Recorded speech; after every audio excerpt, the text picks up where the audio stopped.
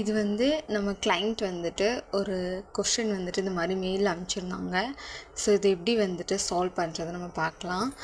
If 2x plus 8 divided by 5 equal to 5x minus 6 divided by 6, what is the value of x?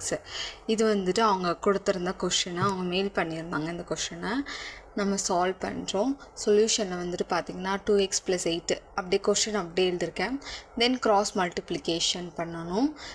6ஓட வந்துட்டு 2x plus 8 equal to 5ஓட வந்துட்டு 5x minus 6.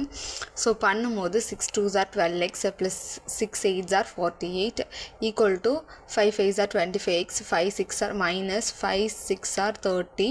போட்டாச்சு. X எல்லாம் ஒரு side, numbers எல்லாம் ஒரு side வந்துட்டு எடுத்துகிட்டு வரணும். ஸோ 25x இந்த 12x இந்த சைடு போகும்போது மைனஸ் 12x, 48 இங்கே ஆல்ரெடி இருக்குது, இந்த மைனஸ் 30 இந்த சைடு வருது, ப்ளஸ் 30 ஆயிரும். ரெண்டுத்தையும் ஆட் பண்ணோன்னா 78 ஈக்குவல் டு 25xல் 12x போணுச்சுன்னா 13x. So X equal to டிவிஷனில் வரும் 13.